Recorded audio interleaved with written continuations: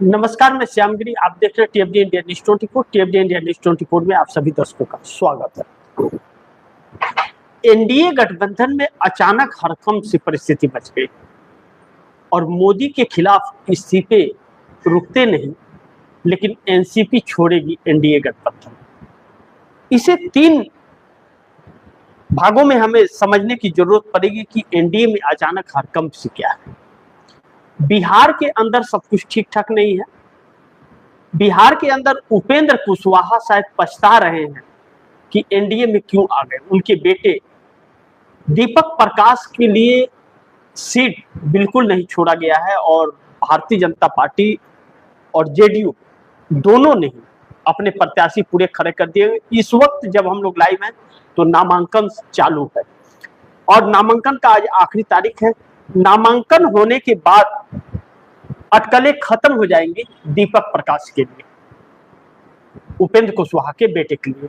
फिर यह साबित हो जाएगा कि उन्हें इस्तीफा देना पड़ेगा मंत्री पद से, क्योंकि उनको जब सीट नहीं मिलेगा, मेंबर नहीं होंगे दोनों सदनों में से किसी भी एक सदन का, विधानसभा या विधान परिषद का, तो इस्तीफा मंत्री पद से देना पड़ेगा और कोई रास्ता उनके लिए बचेगा नहीं।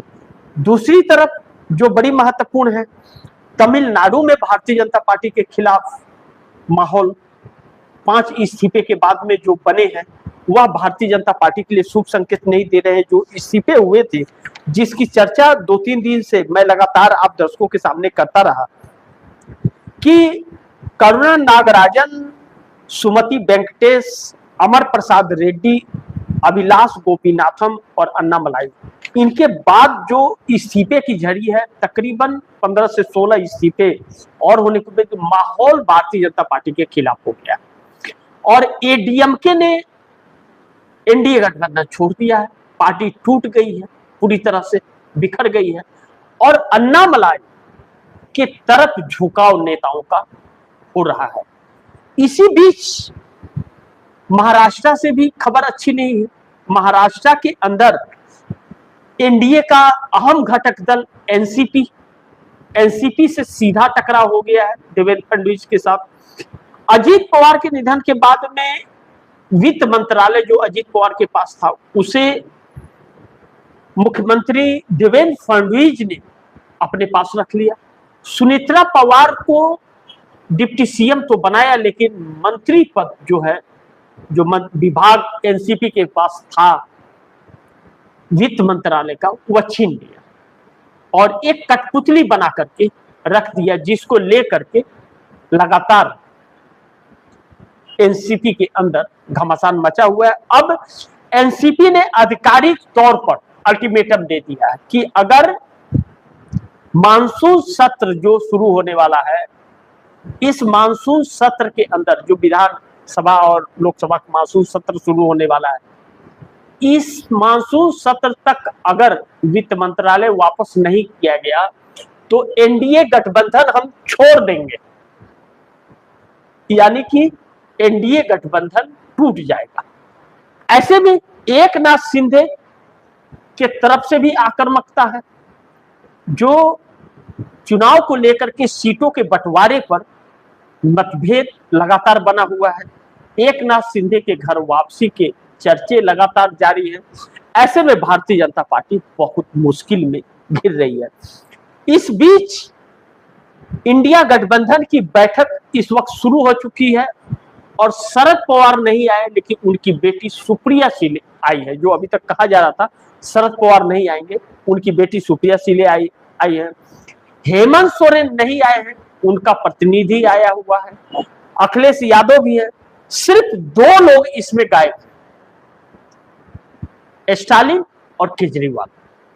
केजरीवाल पहले ही इंडिया गठबंधन आधिकारिक तौर पर छोड़ चुके हैं, लोकसभा चुनाव के बाद ही और दिल्ली चुनाव से पहले उन्होंने आधिकारिक तौर पर इंडिया गठबंधन छोड़ दिया था। लेकिन आज एक घटना घटी जो दिल्ली के अंदर पोस्टर वार, आरोप भारतीय जनता पार्टी पर लग रहा है, उसके अलावा कोई हिम्मत नहीं दिखा सकता है। राहुल गांधी के ऊपर टारगेट किया गया इंडिया गठबंधन की बैठक को लेकर के, राहुल की छवि खराब करने के लिए। अरविंद केजरीवाल, शरद पवार, स्टालिन, स्टालिन के बेटे और बाकी लोगों के पोस्टर लगा लगा करके राहुल गांधी के खिलाफ किसने क्या क्या कब कब टिप्पणी की थी, उन टिप्पणियों के साथ पोस्टर लगा दिए गए दिल्ली के सड़कों पर, अलग अलग जगह पर। जब तक यह जानकारी मिलती देर हो चली थी। उसके बाद में कांग्रेस युवाओं ने जाकर के सब फाड़ा बैनर पोस्टर। लेकिन इससे यह साफ दिखता है कि जो इंडिया गठबंधन की बैठक हो रही है इस वक्त, और जो एजेंडा सेट हो चला है इंडिया गठबंधन का, एक ही एजेंडा, मोदी के खिलाफ और एकजुटता। मोदी के वजह से जो देश में समस्याएं आ गई, खड़ी हो गई, और जो चल रही है उन सभी पर चर्चा। ऐसे में इंडिया गठबंधन एजेंडा आज सेट हो जाएगा।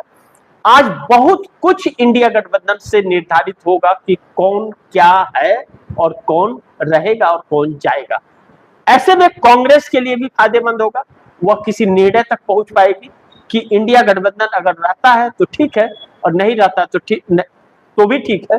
लेकिन ऐसे में विपक्षी दलों के पास जो क्षेत्रीय दलें हैं, चाहे ममता बनर्जी हो, चाहे अखिलेश यादव हो, चाहे स्टालिन हो, चाहे वह शरद पवार हो, उद्धव ठाकरे हो, कोई भी रास्ता इन लोगों के पास नहीं है।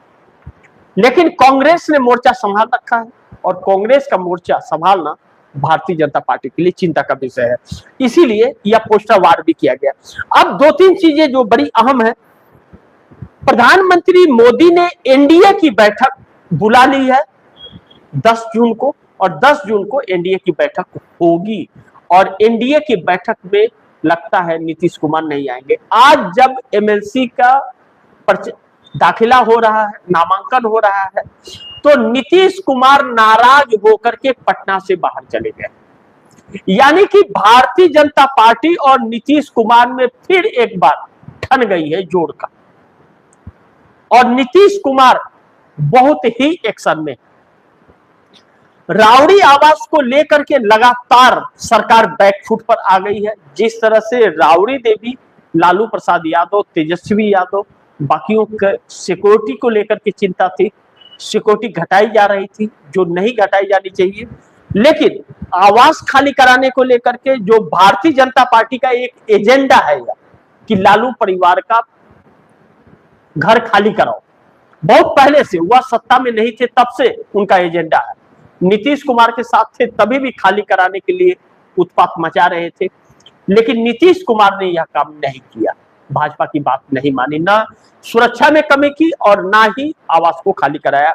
ऐसे में सम्राट चौधरी बनने के बाद में आवास को खाली कराने के लिए किसी भी हद को जाने को तैयार है। यहां तक कि प्रशासन भेज दिया वहां पर रावड़ी आवास पर घर खाली कराने के लिए। लेकिन लालू परिवार की तरफ से बयान आया कि 15 दिन का समय है, हम हफ्ते 10 दिन में ही खाली कर देंगे। ऐसे में सुरक्षा कम कर दिया गया लालू प्रसाद यादव का, घर खाली नहीं कर रहे थे, तो उसके बाद में लालू परिवार ने पूरी तरह से सुरक्षा को वापस कर दिया। अब जो हाई वोल्टेज ड्रामा पटना के अंदर चल रहा है, भारतीय जनता पार्टी कितने निचले स्तर तक गिर सकती है, वह अपना खूब प्रदर्शन कर रही है। और एनडीए गठबंधन के अंदर यह निकल रहा है कि कितना गिर सकती है और कितना वादा खिलाफी वाली घाती पार्टी है। उपेंद्र कुशवाहा इस बात को बता रहे हैं। उपेंद्र कुशवाहा के बयान ने जैसे हड़कंप मचा दिया है। उपेंद्र कुशवाहा ने कहा कि हम किसी भी पार्टी में अपनी पार्टी का विलय नहीं करेंगे। यानी कि उपेंद्र कुशवाहा के चेहरे और बयान यह बता रहे हैं कि उपेंद्र कुशवाहा के ऊपर उन्हें अपनी आरएलएम पार्टी को विलय करने के लिए किसी पार्टी के अंदर बहुत ही प्रेशर में उन्हें रखा जा रहा है, बल्कि उनके बेटे के भविष्य को भी खत्म करने की एक धमकी हो गई है। जिसका नमूना अगर आज उनके बेटे का नामांकन नहीं दाखिल होता है, नहीं नामांकन करते हैं एमएलसी के लिए, तो उन्हें इस्तीफा देना पड़ेगा और लगता है कि इस्तीफा देना ही पड़ेगा। ऐसे में रावड़ी देवी ने किसी भी तरह के सरकारी आवास को लेने से इनकार कर दिया है। अब सरकार के गाल पर जोर का तमाचा लगा है। अगर लालू प्रसाद परिवार को कुछ खरोच भी आ जाती है तो सम्राट चौधरी सरकार के लिए बहुत बड़ा संकट पैदा हो जाएगा। और जब लेने से आवास मना कर दिया तो अब इन्होंने फिर भेजा है, लेकिन उन्होंने फिर लेने से मना कर दिया और प्रशासन तकरीबन 200 मीटर की दूरी पर वैन में ही अपना खाना बना रही है, खा रही है, वही सड़क किनारे है। राबड़ी देवी और लालू प्रसाद यादव के परिवार ने पूरी तरह से त्याग दिया है, किसी भी सरकारी सिस्टम का वह बिल्कुल हिस्सा नहीं रहेंगे और बिल्कुल नहीं लेंगे। यानी कि सरकारी आवास जो उन्हें अलॉट किया गया है इस घर को खाली करने के बाद, उसे भी लेने से इनकार कर दिया और वह अपने खुद के मकान में जाएंगे, जिसको लेकर के मकान का काम चालू हो चुका है और हफ्ते दिन के अंदर वह तैयार हो जाएगा।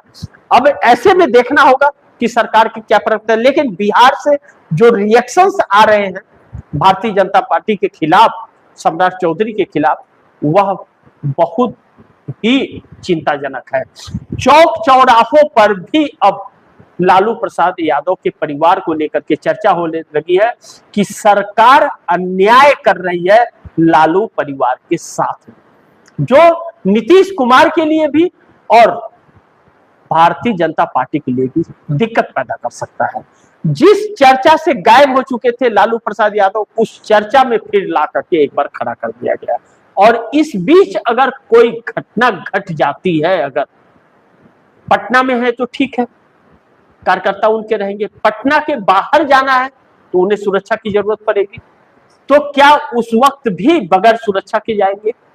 यह सरकार के लिए बहुत टेंशन वाली बात हो जाएगी और इसका जवाब देना पड़ेगा सरकार को। सरकार लालू परिवार के पैर में गिरे, नाक रगड़े, सुरक्षा तो सरकार को प्रदान करना ही पड़ेगा, अन्यथा सरकार बहुत बड़े संकट में कानूनी तौर पर भी पड़ जाएगी। और लालू प्रसाद यादव के मकान को खाली कराना और सुरक्षा कम करना, यानी कि दूसरे के भी सुरक्षा पर कमी करनी पड़ेगी, जो बहुत संकट भरा होगा। बहुत लोगों के मकान खाली कराने पड़ेंगे। जिस दिन राबड़ी देवी ने अपने मकान में शिफ्ट कर दिया, उस दिन सम्राट चौधरी के लिए संकट भरा होगा। अब ऐसे में तमिलनाडु के अंदर भारतीय जनता पार्टी के अंदर अन्नामलाई भारतीय जनता पार्टी के लिए बहुत बड़े संकट बन गए हैं। अन्नामलाई का भारतीय जनता पार्टी में इस्तीफा तमिलनाडु में भारतीय जनता पार्टी का पूरी टीम खत्म होती हुई नजर आ रही है और एडीएमके ने भी साथ छोड़ दिया है भारतीय जनता पार्टी का। भारतीय जनता पार्टी ने संकट बुला लिया है। अब अन्नामलाई आक्रामक रवैया अपना रहे हैं, किसके ऊपर अपनाएंगे? क्या टीवीके, जो अभी एक नई पार्टी सत्ता में आई है, अभी उसे 100 दिन भी नहीं हुए, उसके ऊपर हमले करेंगे? किस बात का? क्या उसने घोटाला किया है? क्या उसने कभी सरकार चलाई है? कुछ नहीं कर सकते। हमला किस पर? डीएमके पर, भारतीय जनता पार्टी पर। भारतीय जनता पार्टी लोगों की नहीं सुनती है। भाजपा के ही नेता अब कहते हुए नजर आ रहे हैं जब भारतीय जनता पार्टी छोड़ दी है। अब मोदी के खिलाफ, अमित शाह के खिलाफ उन्होंने जंग छेड़ दिया है अन्नामलाई ने, जो मोदी और शाह के लिए बहुत भारी पड़ना है। जो पैठ तमिलनाडु के अंदर भारतीय जनता पार्टी बना रही थी, उस पैठ में सेंध लग गई है। भारतीय जनता पार्टी के ही लोग छोड़ करके अन्नामलाई के साथ हो गए। यह 4 नेता जो गए अन्नामलाई के साथ, वह 4 नेता अब नरेंद्र मोदी सरकार के लिए सरदर्द बन गए। सुमति वेंकटेश एक भारतीय जनता पार्टी की पैठ बना रही थी लोगों के बीच में, महिलाओं के बीच में। करुणा नागराजन जो भारतीय जनता पार्टी के, नरेंद्र मोदी जब जाते थे तो पूरा इवेंट को तैयार करते थे। और अभिलाष गोपीनाथम, यह एक अहम चेहरा थे।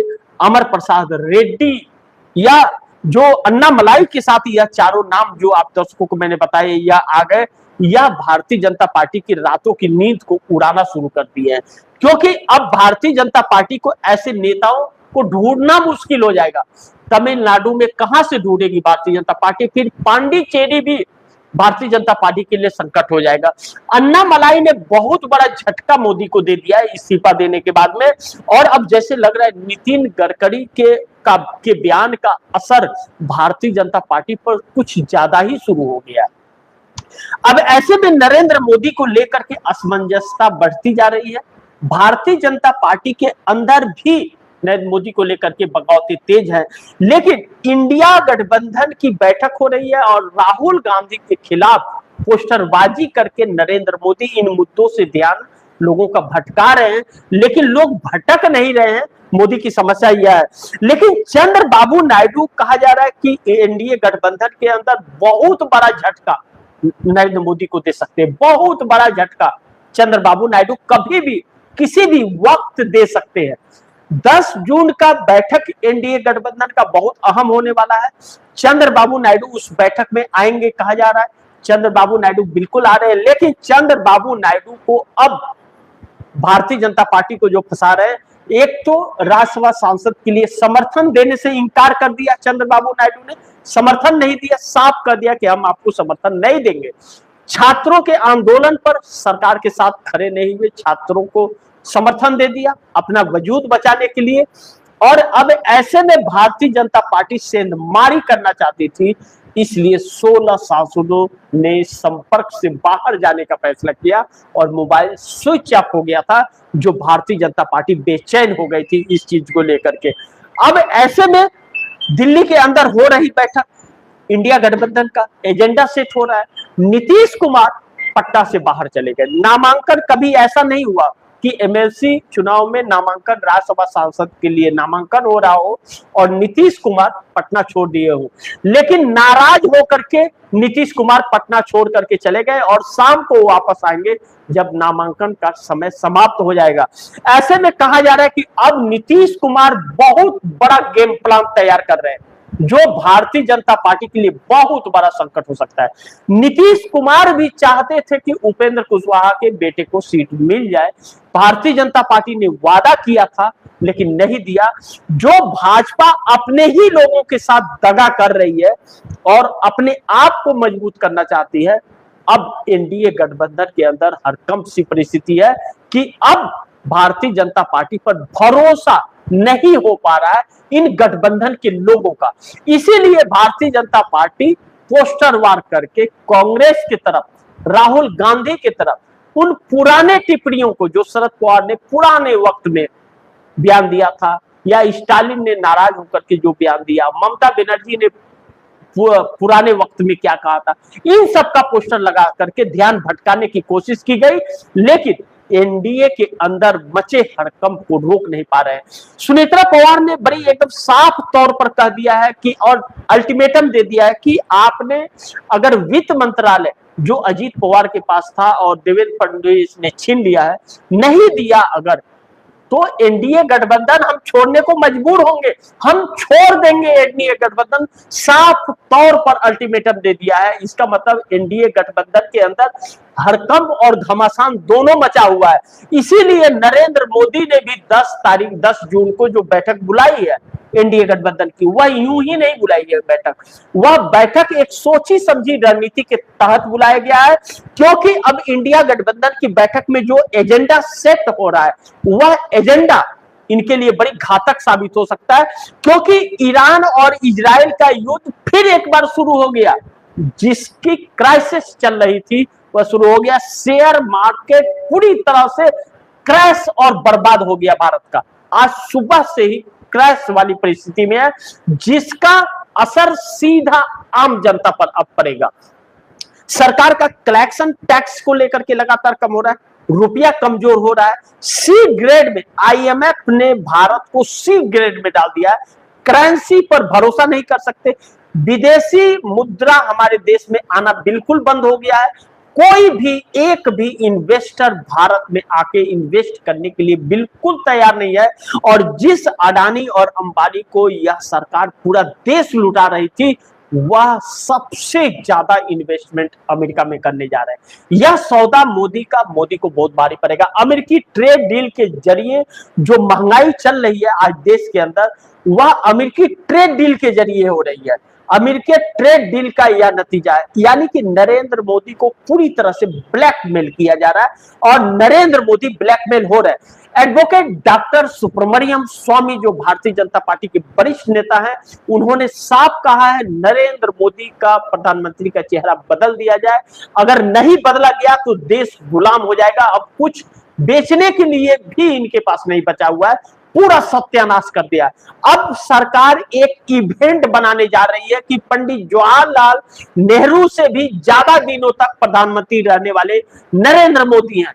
56 इंच का सीना चूहा बन गया है और डंका बजाने वाले की लंका लग गई है। ऊंट पहाड़ के नीचे जाता है तब पता चलता है कि उसकी ऊंचाई पहाड़ से कम है। वह पहाड़ और चट्टान की तरह राहुल गांधी खड़े हैं, लेकिन जब वक्त बुरा होता है तो ऊंट पे बैठे व्यक्ति को भी कुत्ता काट लेता है। वह वक्त इस वक्त भाजपा का चल रहा है। ऐसे में नरेंद्र मोदी की परेशानियां लगातार बढ़ती जा रही है, जिसको लेकर के मोदी बेचैन है। और यह जो मोदी के खिलाफ भी एक बगावत भाजपा के अंदर स्वर गुजर रही है। आरएसएस के मोहन भागवत का जो बयान मोदी के खिलाफ आ रहे हैं और नितिन गडकरी के बयान का असर अब जो दिखने लगा है और तमिलनाडु में इस्तीफे की झड़ी लग गई है, वह नरेंद्र मोदी को बेचैन कर रहा है। 10 जून को होने वाली बैठक में नीतीश कुमार नहीं आ रहे हैं।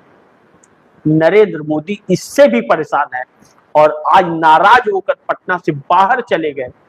उनका क्या प्लान तैयार हो रहा है, इन सब खबरों के साथ फिर होऊंगा हाजिर। तब तक के लिए नमस्कार।